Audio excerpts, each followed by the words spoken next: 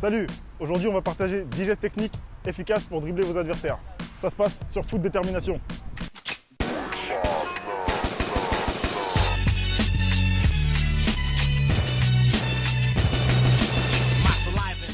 Première technique, la virgule. C'est une technique qui se joue en deux temps, elle se fait très rapidement. Elle consiste à faire croire à l'adversaire que vous allez dans une direction, alors que finalement vous allez de l'autre côté. Dans un premier temps, poussez la balle dans la fausse direction, et dans un deuxième temps, rabattez le ballon avec votre intérieur de pied. C'est un geste qui se fait le plus souvent à l'arrêt, sur le côté du terrain. Mais il peut aussi se faire quand vous êtes en mouvement.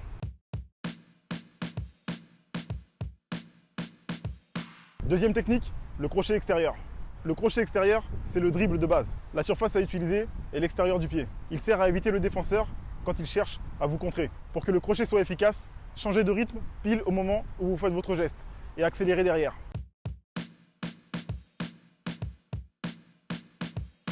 Troisième technique, le crochet intérieur. C'est le même principe que le crochet extérieur, sauf que cette fois-ci, le crochet intérieur se fait de l'autre côté. Il se joue avec l'intérieur du pied. Pour qu'il soit réussi, il faut mettre un coup de rein au moment de l'exécution du geste. Le changement de rythme permet de laisser le défenseur sur place.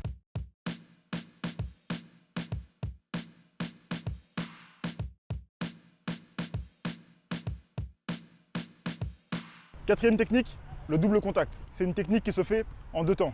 Les surfaces de contact à utiliser sont l'intérieur puis l'extérieur du pied. La feinte consiste à faire croire que vous entrez à l'intérieur du jeu alors que finalement vous allez vers l'extérieur. Pour ça, emmenez le ballon vers l'intérieur du jeu et mettez tout le poids de votre corps vers le côté intérieur. Le défenseur va mettre son pied et mordre dans la feinte. Et pile à ce moment-là, faites votre crochet extérieur. Après votre dribble, accélérez et prenez de la vitesse. Le geste en deux temps ne se fait pas aussi rapidement que la virgule. Ici, il faut marquer un temps d'arrêt entre votre crochet intérieur et le crochet extérieur pour que le défenseur morde dans la feinte. Cinquième technique, le passement de jambe. C'est l'un des dribbles les plus efficaces. Il peut être utilisé de façon répétée parce qu'il est réalisable dans plusieurs situations de jeu, contrairement à la virgule. Un joueur offensif peut réaliser des passements de jambes quasiment à chaque match, comme Cristiano Ronaldo ou Karim Benzema, alors qu'une virgule est plutôt réalisée tous les 15 ou 20 matchs. Le passement de jambes consiste à faire croire que vous allez à droite par exemple, alors que finalement vous allez du côté gauche. Pour cela, faites le tour du ballon avec votre pied et mettez le poids du corps dans la fausse direction. Le défenseur va tenter de vous intercepter en mettant son pied.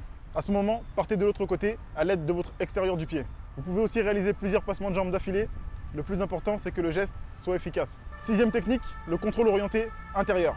Le contrôle orienté est différent du simple contrôle. Sur votre première touche de balle, vous changez de direction. C'est un geste qui est utile quand un défenseur vous colle au marquage. À la différence du simple contrôle, le contrôle orienté est considéré comme un dribble. Il permet d'éliminer votre adversaire direct en une touche de balle.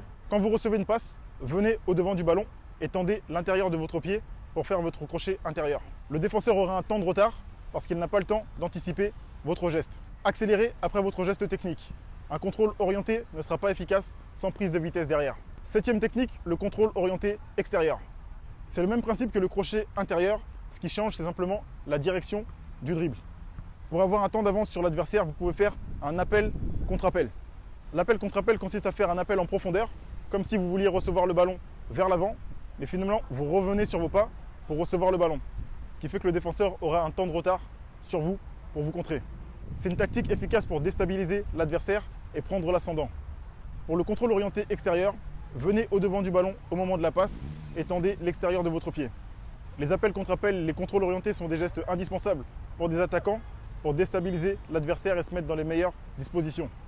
Huitième geste technique, la roulette. Elle sert à éliminer un adversaire qui essaye de vous contrer ou vous tacler. Les deux pieds sont nécessaires pour effectuer ce geste. La surface de contact à utiliser, c'est la semelle. Dans un premier temps, emmenez le ballon vers vous avec la semelle de votre pied fort, faites un tour sur vous-même, puis emmenez le ballon avec la semelle de votre pied faible. Le premier contact avec la semelle sert à empêcher l'adversaire de vous tacler, et le deuxième contact avec la semelle sert à prendre de la vitesse et laisser le défenseur derrière vous. La roulette, c'est un geste technique instinctif parce que c'est l'action de jeu qui vous conditionne à utiliser ce geste. Quand le ballon est à mi-distance entre vous et le défenseur et que lui essaie de récupérer le ballon avant vous, c'est pile à ce moment-là que la roulette est efficace.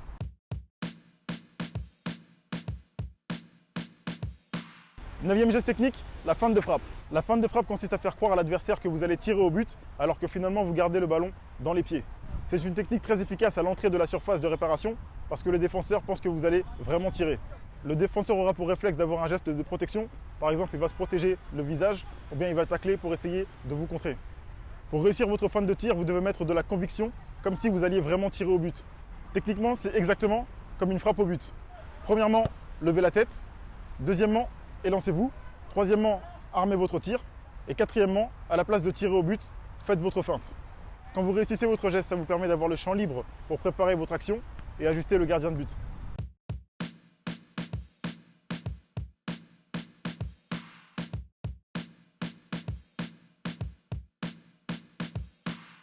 Dixième et dernière technique, la feinte de contrôle. C'est un geste qui permet de dribbler un défenseur sans même toucher le ballon. C'est une feinte efficace quand un adversaire vous sert au marquage et qu'il vous laisse très peu d'espace. La feinte de contrôle nécessite une bonne vitesse de démarrage. Pour tenter ce geste, il faut qu'il y ait de l'espace sur le côté, sans quoi le geste serait inefficace. À réception de la passe, laissez passer le ballon entre vos jambes et accélérez pour créer le danger.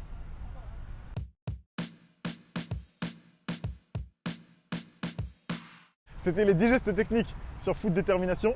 Je vous invite à mettre un pouce si la vidéo vous a plu. Force!